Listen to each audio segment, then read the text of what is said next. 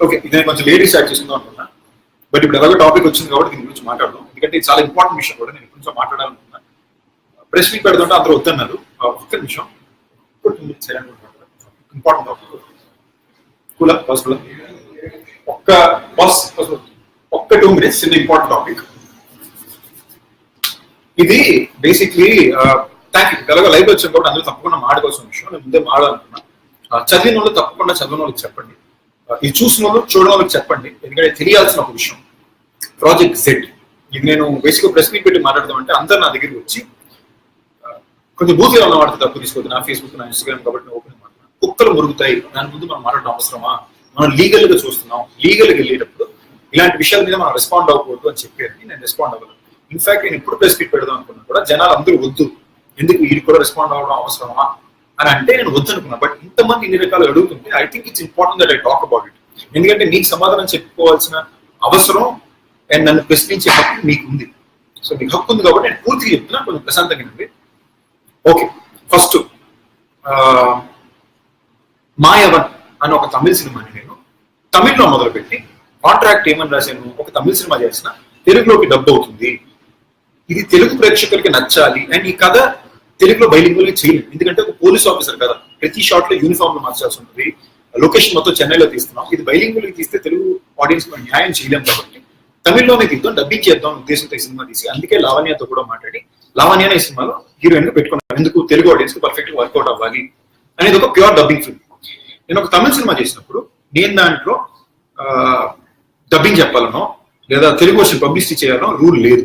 But నేను personal గా care తీసుకుని ఈ సినిమాకి ఒక 7 days డబ్బింగ్ రామానాయుడు స్టూడియోలోని ఆగస్ట్ సెప్టెంబర్ రోజుల్లోనే చెప్పేశాను. దానికి రామానాయుడు స్టూడియోలోని ప్రూఫ్స్ కూడా ఉంటాయి.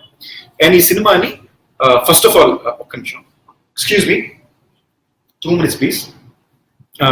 ఈ సినిమాని ఫస్ట్ అండ్ ఈ సినిమా నేను తమిళ్లో చేసింది ఎవరికంటే సివి కుమార్ అనే ఒక ప్రొడ్యూసర్ కి చేశాను. అండ్ తమిళ్లో ఉన్న మోస్ట్ పేరు ఉన్న ప్రొడ్యూసర్, చాలా మంచి ప్రొడ్యూసర్. అతనే డైరెక్షన్ కూడా ఈ సినిమా ఫస్ట్ టైం చేశారు. ఈ సినిమాని ఫస్ట్ ఒక మంచి పార్టీకి సివి కుమార్ ఒక మంచి ప్రైస్ కి అమ్మాడు. అండ్ సినిమా డిలే అవ్వడం వలన ఆ పార్టీకి ఏవో ప్రాబ్లమ్స్ వలన ఆ పార్టీ ఇప్పుడు నేను ఈ సినిమా చేయలేను, ఇప్పుడు నేను చేయలేమండి, ఇంకోళ్ళకి అమ్ముకోండి అన్నాను. ఈ ఇన్ఫర్మేషన్ నాకు లేదు. నేను అంతలోపు కూడా ఏంటి మన అనిల్ శుకర్ గారితో మళ్ళీ భవ్య క్రియేషన్స్ తో మాట్లాడితే వాళ్ళు తెలుగు వర్షన్ తీసుకుంటాను కూడా మాట్లాడారు. ఇది డిస్కషన్ గ్యాప్ లో సివి కుమార్ ఏదో ప్రాబ్లమ్స్ లో పడి బేసిక్లీ తమిళ్లో మీరు ఇన్నుంటారు, అన్బు చెలియన్ అని ఒక ప్రాబ్లం వచ్చి, అన్బు చెలియన్ అని ఒక ఫైనాన్షియర్ వల్ల ఒక ప్రొడ్యూసర్ సూసైడ్ కూడా చేసుకున్నారు. ఇది కూడా మీరు చదువుంటారు, ఎందుకంటే ఫైనాన్స్ ఎక్కువ తీసుకున్నారు, చక్రవడ్డీలు చెప్తున్నారు అని చెప్పి. సో ఇతనితో సివి కుమార్కి ఏదో వచ్చిన ప్రాబ్లం వచ్చి సినిమా కొంచెం డిలే అయ్యేసరికి అర్జెంట్ గా డబ్బులు అవసరం వచ్చి అమ్మేసారు. అమ్మిన తర్వాత నేను ఎవరికి అమ్మారు అని అడిగితే అప్పుడు సివి కుమార్ ఇలా ఎస్కే బషీద్ అని ఒక వ్యక్తికి అమ్మానండి అని చెప్పాడు. అప్పుడు నాకు ఎస్కే బషీద్ అని ఎవరిని కూడా తెలియదు. సో అప్పుడు నేను ఇక్కడ వచ్చి ఎస్కే బషీద్ గురించి కనుక్కుంటే రకరకాల విధాల స్టోరీలు విన్నాను. ఓకే, స్టోరీలు విన్నాను కదా, వామ్మో ఓకే ఫైన్, ఇప్పుడు ఏం చేయాలి అంటే సివి కుమార్ మనకు వేరే దారి లేదు. ఇప్పుడు ఈ స్టోరీలో ఏం చేయాలంటే వేరే దారి లేదు, ఈ సినిమాను మనం ఇలాగే వెళ్ళాలి అన్నారు. అప్పుడు నేను లైఫ్ లో ఫస్ట్ టైం ఎస్కే బషీద్ అనే వ్యక్తిని కలిసాను. ఎక్కడ చెన్నైలో మాయవన్ తమిళ ఆడియోలో అని జరుగుతుంటే ఎస్కే బషీద్ ఎదురుగుండా కూర్చుని నేనేనండి అన్నారు. అప్పటికే నాకు రకరకాల స్టోరీలు చెప్పారు, నాకు టెన్షన్. ఆయన ఫస్ట్ నాతో పెట్టిన డిస్కషన్ ఏంటంటే ఈ సినిమాకి టైటిల్స్ భయ్యా అన్నారు. చెప్పండి బషీద్ గారు ఏమనుకుంటున్నారు అన్నాడు. ఆయన ఒక సెకండ్ గ్యాప్ ఇచ్చి ఏసై అన్నారు. ఏంటి అంటే సందీప్ కిషన్ ఏసై అన్నాడు. నాకు గుండె అయిపోయింది. టైటిల్ సందీప్ కిషన్ ఏసై అంటే పక్కన లావణ్య నవ్వుతుంది, నాకు టెన్షన్. వద్దండి ప్లీజ్ అండి, ఇంకేమైనా టైటిల్ అనుకుందాం. అండ్ నాలో మీరు ఇప్పుడు దాకా నోట్ చేస్తుంటారు, నేను ఎవరిని నువ్వు అని కూడా మీరనే అంటారు, అది నా అలవాటు. దాని తర్వాత వద్దండి ఏసై వద్దండి ప్లీజ్ అని ఇంకేమన్నా చెప్తాం అంటే ఓకే సెకండ్ టైటిల్ చెప్తాను చూడండి. ఏంటి అంటే సందీప్ కిషన్ స్టామినా అన్నారు. స్టామినా ఏసై అనేసరికి నాకు గుండె ఒక నిమిషం తప్ప కొట్టేసుకుంది. ఏం చేయాలో అర్థం కావట్లేదు. ప్రాజెక్ట్ జెడ్ అనేది కూడా గొప్ప టైటిల్ కాదు, అది కూడా నాకు తెలుసు. కానీ స్టామినా మీద ఏసై మీద బెటర్ టైటిల్ అనిపించి అక్కడ దాకా ఒప్పించుకోగలిగాం. ఇది ఫస్ట్ పాయింట్. సెకండ్ ఆయన వచ్చి సెకండ్ హాఫ్ లో ఒక మంచి హీరోయిన్ పెట్టుకుని మనం ఏం చేయలేదు, ఒక హాట్ సాంగ్ మిమ్మల్ని లావణ్య అని పెట్టి తీద్దాం, నేనే డైరెక్ట్ చేస్తాను అన్నాడు. దెబ్బకి లావణ్య ఆ రోజు నుంచి తెలుగు వర్షన్ అంటే తమిళ వర్షన్కే రావడం మానేసింది ప్రమోషన్స్. మీరు చూసింటే మీకు అర్థం అవుతుంది. సో ఇదొక విషయం. నెక్స్ట్ విషయం, ఈ సినిమాలోని మీరు చూసారంటే ఈ సినిమాని ఫస్ట్ ఓపెన్ మాడకుండా అన్ని ఓపెన్ గానే మాడుతుందండి. 2,10,00,000కి ఒక పార్టీకి అమ్మితే దాని తర్వాత ఎస్కే బషీద్ అనే వ్యక్తి 1,45,00,000కి కొనుక్కున్నాడు. ఎందుకు డిలే అయిపోయింది, ఇంకా దారి లేక టక్కని సినిమా అమ్మేశాడు. దాని తర్వాత సినిమా రిలీజ్ డేట్ ఇంకొంచెం డిలే అయిన అవడం వల్ల ఎస్కే బషీద్. ఇక నేను ఒప్పుకోను అంటే సివి కుమార్ దాంట్లో ఇంకో 20 లక్షలు తగ్గించాడు. ఏంటి 125 ఆల్రెడీ ఒకసారి. అండ్ నెక్స్ట్ ఈ సినిమాకి కంటెంట్ సివి కుమార్ తమిళ నుంచి పంపకపోతే వీళ్ళు రిలీజ్ చేయలేరు. ఎందుకు? First copy of all the dubbing and everything together CV Kumar చేసే ఇవ్వాలి. అంటే నా డబ్బింగ్, అందరి డబ్బింగ్, సీజీలు గీజీలు అన్ని కలిపి సెన్సార్ కాపీ అని ఒకటి ఉంటుంది. సెన్సార్ కాపీ అంటే ఏంటి అంటే మన సినిమాలు ఫస్ట్ కాపీ లాస్ట్ సెకండ్ వరకు కరెక్షన్స్ ఇవన్నీ ఉంటాయి కాబట్టి DI betterments, CG betterments time పడుతుంది కాబట్టి మనం రిలీజ్ డేట్ అందుకోలేమని భయంతో ఒక రఫ్ వర్షన్, అంటే సెన్సార్కి అవసరమైన వర్షన్, అంటే ఏమన్నా బ్లడ్ కట్ చేయడాలు, బూతులు ఇలాంటివి ఏమన్నా ఉంటే వీటిని సెన్సార్ చేస్తారన్నమాట. సో ఈ కంటెంట్ వరకు మాత్రం మనం సెన్సార్ కాపీకి పంపుతాం ఒక రఫ్ కంటెంట్ తో. దీనికి సెన్సార్ కాపీకి నాకు డబ్బింగ్ చెప్పారు. నేను షూటింగ్ లో ఉంటే దానికి డబ్బింగ్ చెప్పిన వ్యక్తి రాకేందు మౌలి. ఏంటి? Track dubbing. ఎందుకు? సెన్సార్ చేయించుకుంటే ఆ ట్రాక్ నేను యాజ్ ఇట్ ఇస్ తెలుగు వస్తుంది, తమిళ టు తెలుగు ట్రాన్స్లేషన్ కదా మొత్తం. వాళ్ళు రఫ్ ట్రాన్స్లేషన్ రఫ్ ట్రాక్ చెప్పుకుంటారు, నాకు జడ్జ్మెంట్ కాల్ ఈజీగా ఉంటుంది. దాంతో సెన్సార్ చేశారు. ఓకే, దీంతో పక్కన పెట్టారు. ఇప్పుడు రిలీజ్ రోజుకి వచ్చాం.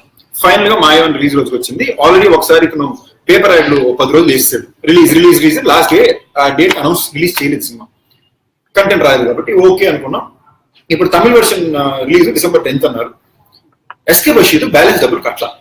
ఏంటి? SK Basheed first 45 lakhs advance కట్టేది తప్ప బ్యాలెన్స్ డబ్బులు కట్టట్లేదు. ఏంటంటే డిలే అయింది, నేను కట్టను అంటాను. సో నాకు సివి కుమార్ నా దగ్గరికి వచ్చి, బ్రదర్ మీరు ఒకసారి మాట్లాడండి అంటే, నేనే ఎస్కే బషీద్కి సివి కుమార్ పక్కన కూర్చుంటే అదే కార్లో కూర్చొని ఫోన్ చేశాను. ఇది సివి కుమార్ కార్, అది కార్ కూడా చెప్తానండి, జాగ్వార్. కూర్చుని మేము దినతల్లి చెన్నై ఆఫీస్ నుంచి నేను ఫోన్ చేస్తే సివి కుమార్ ఒక 2 నిమిషాలు అమ్మ నా బూతులు తిట్టి, నేను పైసా ఇవ్వను, ఫ్రెండ్లీ రిలీజ్ చేసుకుందాం, కంటెంట్ పంపమనండి అన్నాడు. సో 1,25,00,000 ఫైనల్ బడ్జెట్ లో 40 లక్షలు కడితే, ఆ 1,40,00,000 45 లక్షలు కట్టి ₹1,00,00,000 ఫ్రెండ్లీకి ఎలా రిలీజ్ చేస్తారు? ఇప్పుడు అతను డబ్బులు కట్టుకోవాలిగా, మన టెక్నీషియన్ డబ్బులు ఇచ్చుకోవాలిగా. సో ఓకే, అది అతనికి పర్సనల్ బిజినెస్ కాల్, నాకు సంబంధం లేని విషయం. ఇంకా నాకు ఎంతైనా సివి కుమార్ నా ఫ్రెండ్, నా ప్రొడ్యూసర్, అతను నా బాధ్యత మీదే నేను సినిమా చేశాను. అతను అలా మాటలు తిడుతుంటే నాకు నచ్చలేదు. నేను ఓకే, నాకు సంబంధం లేదని చెప్పి వదిలేశాను. ఇప్పుడు అతను వచ్చి 3 కోట్లు లాస్ అయింది, 3 కోట్లు లాస్ అయింది అంటే ఒక జెన్యున్ ఫ్యాక్ట్ మాట్లాడుతున్నాం. 40 లక్షలు ఫస్ట్ కట్టారు, దాని తర్వాత డబ్బులు కట్టలేదు. మీరు ఒక పోస్టర్ చూసారా? ఒక హోర్డింగ్ చూసారా? ఒక టీవీ యాడ్ చూసారా? ఆన్లైన్ లో ఒక యాడ్ చూసారా? ఏమీ లేదు. పబ్లిసిటీకి ఎక్కడ ఖర్చు పెట్టారు? పేపర్ యాడ్ వేసారు. పేపర్ యాడ్ రిలీజ్ అవుతుంది అని ఫస్ట్ టైం 30 సార్లు, సెకండ్ టైం 30 సార్లు వేసారు. పర్ పేపర్ యాడ్ 33,000 రూపాయలు. అది 100 సార్లు వేసుకున్నా కూడా 33 లక్షలు కదా. సరే ఓకే, ₹1,00,00,000 పెట్టాడు అనుకోండి. ₹1,00,00,000 అంటే దానికంటే 45 లక్షలు, ₹1,00,00,000 రెండు కలిపి 1,45,00,000. దీంట్లో 3 కోట్లు ఎక్కడి నుంచి వచ్చింది? ఒక థియేటర్ అన్నా కరెక్ట్ చేశారా? సెకండ్ పాయింట్, అతను రిలీజ్ చేసిన వర్షన్ ఏంటి సినిమా? ఇప్పుడు ఓకేనండి, అతను చెప్పాడు నా ఇష్టం, నా క్రియేటివ్ కాల్, వీళ్ళకి నేను డబ్బింగ్, హీరో డబ్బింగ్ వాడడం వాడకపోవడం నా ఇష్టం అన్నాడు. ఓకే ఫైన్, నా డబ్బింగ్ వాడద్దు. కానీ ఆ టెక్నీషియన్స్ ఏం తప్పు చేశారు? ఒక టెక్నీషియన్ అనేవాడు 60 రోజులు రాత్రి పగలు పనిచేసి, పోస్ట్ లో పనిచేసి ఒక మంచి సినిమాను ఆడియన్స్ కనిపించాలి, వాళ్ళ వరకు బాగుండాలి, మేము ప్రయత్నించే కథ బాగా రావాలని చేస్తాం. ఆ సినిమాలో సీజీ లేదు, డబ్బింగ్లు కరెక్ట్ లేవు, ఇది లేదు, ఆర్ఆర్ లేదు.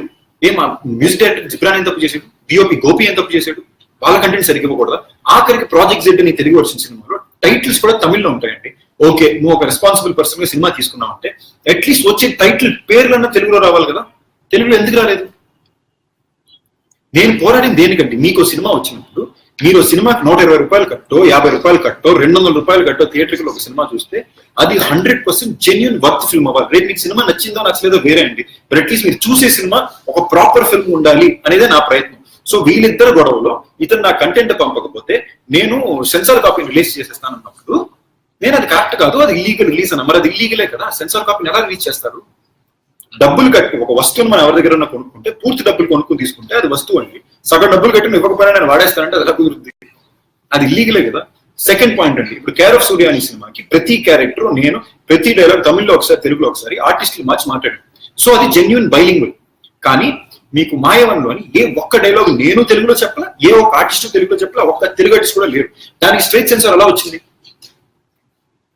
జెన్యున్ గా కష్టపడే బైలింగులకే సెన్సార్ స్ట్రైట్ సెన్సార్ కష్టపడుతుంటే ఒక డబ్బింగ్ సినిమాకి స్ట్రైట్ సెన్సార్ అలా తెచ్చుకున్నారు.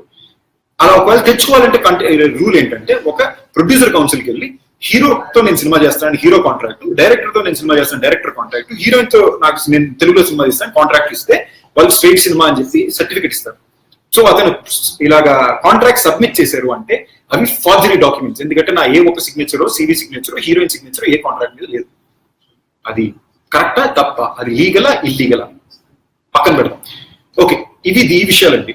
ఎస్కే బషీద్ అనే వ్యక్తి గురించి మాట్లాడేమంటే, ఎస్కే బషీద్ అనే వ్యక్తి, నేను ఎవరి గురించి కించపరిచి మాట్లాడాలని నా ఉద్దేశం కాదు, కానీ ఇప్పుడు టాపిక్ వచ్చింది, ఆయన నా గురించి ఇష్టం వచ్చినట్టు మాట్లాడాడు కాబట్టి నేను మాట్లాడుతున్నాను.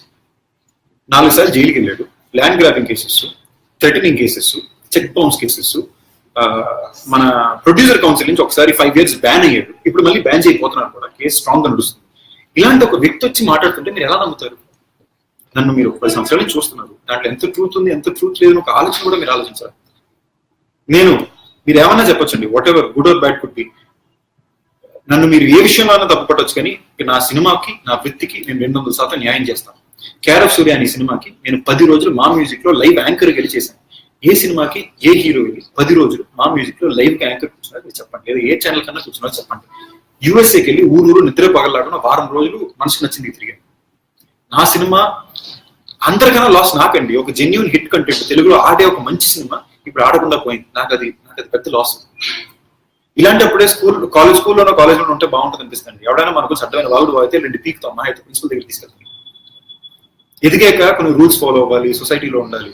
సో దీన్ని లీగల్ గా కేసు డీల్ చేస్తున్నాం. ఇది లీగల్ గా కోర్టు దీని గురించి మాట్లాడుతుంది. మన ప్రొడ్యూసర్ కౌన్సిల్లో మాట్లాడతారు, మీరు అది చూడొచ్చు. చూసాక దాని రిజల్ట్స్ వచ్చాక నేనే మీ దగ్గరికి మళ్ళీ లైవ్ లో చెప్తాను ఇలా ఇలా జరిగింది అని. కానీ ఎవడో ఒకటి మాట్లాడితే దాన్ని నమ్మి నాకు చాలా మంది సపోర్ట్ చేశారండి, వాళ్ళందరికీ థ్యాంక్ యూ. బట్ దీన్ని డౌట్ చేసి కింద కమెంట్స్ వస్తున్న అందరికీ ఆయన సమాధానం చెప్తున్నాను. ఒక్కసారి ఆలోచించండి, చెప్పిన దాంట్లో అట్లీస్ట్ కామన్ సెన్స్ ఉందా అని ఒక విషయం ఆలోచించండి. తను ఎక్కడా కేసు లేదు, ఏమీ లేదు, ఈ doesn't have anything validatory anywhere. Mic ఉంది కదా అని పబ్లిసిటీ కోసం వాగాడు. అతను కావాల్సిన పబ్లిసిటీ అతను అప్పుడు దాకా ఎస్కే బషీద్ అనేవాడు ఎవరికని కూడా తెలియంది. ఇప్పుడు ఒక 10 లక్షల మందికి నా మీద వాగిన పుణ్యం అని తెలిసింది. ఇప్పుడు రీసెర్చ్ చేస్తే మీకు తెలుస్తుంది. ఇంతకుముందు మెంటల్ పోలీస్ అనే సినిమాకి అతను థియేటర్కల్ డిస్ట్రిబ్యూషన్ రైట్స్ కొనుక్కుని డైరెక్టర్ పేరు తీసి అతనే డైరెక్టర్ వేసుకున్నాడు. వేరే సినిమా ఏదో డబ్బింగ్ సినిమా కొనుక్కుని అతనే ఒక ఐటమ్ సాంగ్ అతని మీద షూట్ చేసుకుని సినిమాలో పెట్టుకున్నాడు. మీకు దయచేసి తమిళ ప్రొడ్యూసర్లు అందరికీ చెప్తున్నానండి, లేదా తెలుగు డిస్ట్రిబ్యూటర్ చెప్తున్నానండి, ఇలాంటి వాళ్ళని సపోర్ట్ చేస్తాను. కష్టపడి డబ్బులు సినిమా ఇండస్ట్రీలో పోతాయి నిజమే, బట్ అట్లీస్ట్ జెన్యున్ గా రెస్పెక్ట్, సినిమా అంటే రెస్పెక్ట్ ఉండే వాళ్ళకి పనిచేయడానికి ప్రయత్నించండి. దాని తప్ప ఇంకేనేమీ అడగట్లేదు. దీని తర్వాత ఎస్కే బషీద్ మళ్ళీ మాట్లాడంటే తను ఎక్కడ మాట్లాడి నేను అనుకుంటాను, ఇది మాత్రం కన్ఫర్మ్. ఇది కూడా నేను ఎందుకు మాట్లాడుతున్నాను అంటే, ఎక్కడికి వెళ్ళినా ఈ మాట అడుగుతున్నారు కాబట్టి, నేనేదో తప్పు చేసినట్టు గుమ్మడికాయ దొంగ దాకున్నట్టు ఉండకూడదు కాబట్టి నేను నిజం చెప్పాలి కాబట్టి చెప్తున్నా.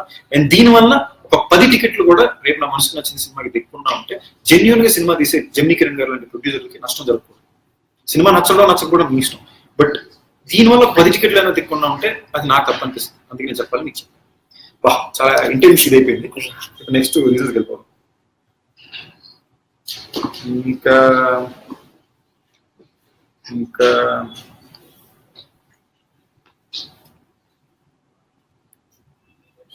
ఇంకా ఇంకా ఇంకా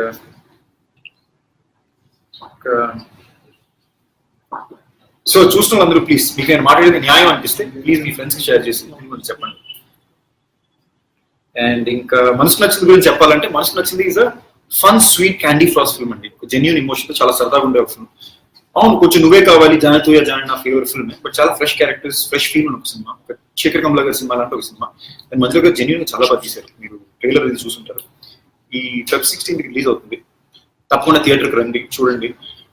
మీకు మంచి సినిమా చూసిన అనుభూతిని తప్పకుండా ఇస్తామని కాన్ఫిడెన్స్ మాకుంది. నా జడ్జ్మెంట్ కన్నా కూడా నేను జెమినీ కిరణ్ గారి జడ్జ్మెంట్ చాలా స్ట్రాంగ్ గా నమ్ముతాను. ఆయనతో ఎందుకు నేను వెంకటాద్రి ఎక్స్ప్రెస్ బీరో అనే 2 సినిమాలు చేసిన, 2 సినిమాలు బాగా ఆడి. సో ఈ సినిమా కూడా అదే కోణంలో బాగా ఆడుతుంది నా నమ్మకం.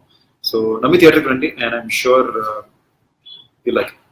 So I have to rush to a different thing right now. So I'm going to come back and live with you guys again soon. Love you all.